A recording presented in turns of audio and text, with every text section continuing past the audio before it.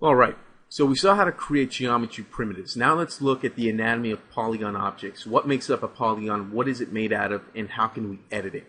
Because that's the basic fundamental underlying principle when it comes to polygon modeling. Okay, so the first thing I'm going to do is I'm going to create myself a box. I'm going to use the quad menu to do that real quick. Okay, so here's my box. Just like anything else in life, for example, a table is made of a top surface, it's made of wood, it has legs, it has maybe some nails or screws, etc., etc. Polygon geometry primitive in 3ds Max also is made up of components. What are the components that make up this object? Well, it's made up of a few main components, but right now we don't have access to them.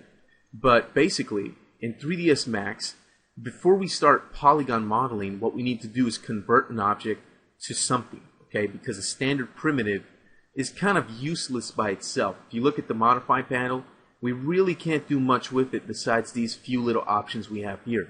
It's not a true polygon object just yet. So what we need to do is we need to convert it to something that we can work with. In 3ds Max, we can do that a couple of different ways, okay? What you can do is you can come over here to the modify panel, right click over here in the modifier stack on top of the box. That'll open up a little menu, and in this menu we can choose to convert this to either an editable mesh, editable patch, editable poly, or NURBS.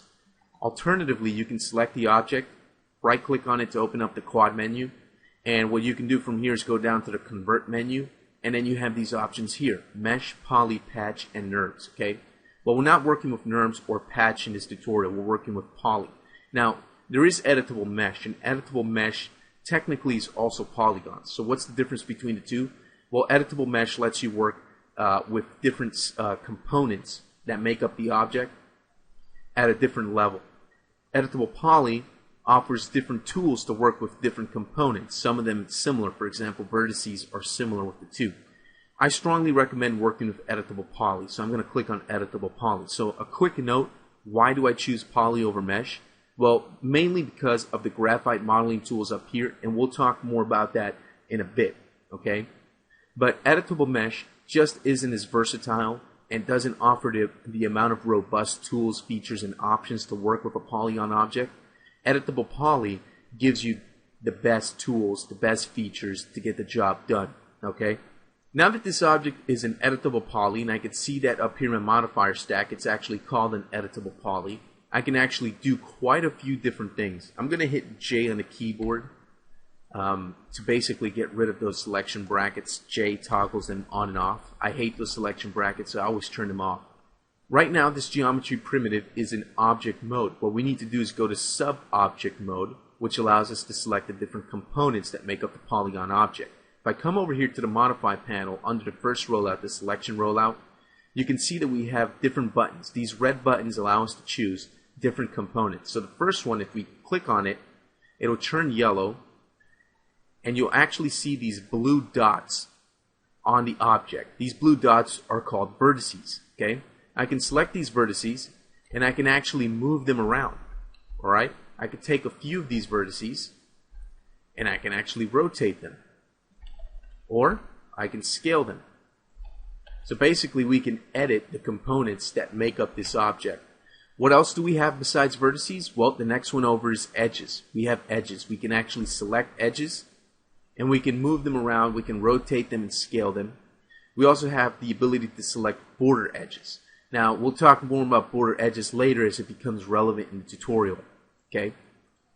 We also have polygons. Polygons are basically the sides or little walls here of your polygons. In between these edges and points are polygons, and we can take these polygons and we can move them around, we can scale them up or down, rotate them, do basically whatever we want to do to them. We also have an element mode, which lets us select an entire section of polygons that are welded together. In this case, it's going to select the whole thing. And the element mode will become more apparent and more useful later when we start modeling our project, okay? So there's a few shortcut keys I'd like you to know about this. If you hit 1 on the keyboard, it'll go to vertex mode, 2 goes to edge mode, 3 goes to border mode, 4 goes to polygon mode, and 5 goes to element mode. So those are the shortcut keys to toggle in and out of these different sub-object modes or component modes. Again, if I'm in vertex mode and I hit 1 twice, it'll toggle me between sub-object mode and object mode, okay? Another important thing is how to edit these different components, alright? Now, we can edit the components by moving them, rotating them, and scaling them, but we can also do quite a few other things. For example, let me take this vertex that's right here in this corner. If I right-click and open up the quad menu, I get myself a Tools 1 and a Tools 2 quad menu here in the top left and the bottom left, okay? These give me some of the most commonly used tools and features when doing polygon modeling. So, for example, with that vertex selected, what I can do is I can go and use my chamfer tool to chamfer that, and basically break this up into 3 different vertices.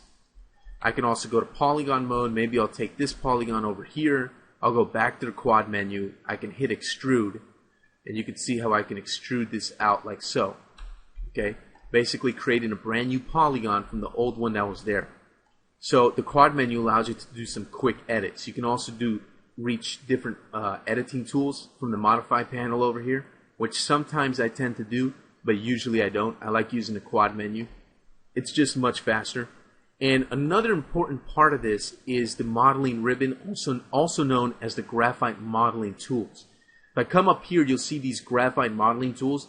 When I have myself an editable poly, the Graphite modeling tools magically come to life. So if I come over here to the Graphite modeling tools, you notice that all these menus are now alive. They have different tools and different features. Now, it'll be impossible for me to go over every single tool and feature in this tutorial, especially right now in this video. But we're going to be using a lot of these tools as we work with polygon modeling in 3ds Max throughout this tutorial. So you get to see what a lot of these tools do, how they work, and when's the best time to use which tool. Okay? We can change the way that the modeling ribbon looks.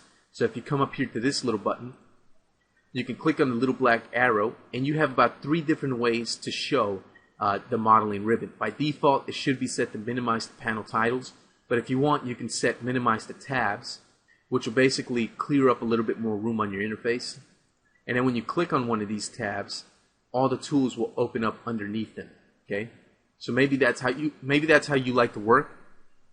The choice is yours. You can also choose to minimize the panel buttons. So basically, you get these buttons, these really big buttons here. When you hover over one of them, a little menu pops up with more options and features. I like using the default method, which is the second option. Okay, so now that you got to see a little brief introduction there on how to edit a polygon object, how to convert a geometry primitive to an editable poly, it's time to roll up our sleeves, get our hands dirty, and start working on our modeling project. We have a pretty big modeling project coming up in this tutorial, so we're going to see how we can get that done. So I'll see you in the next video.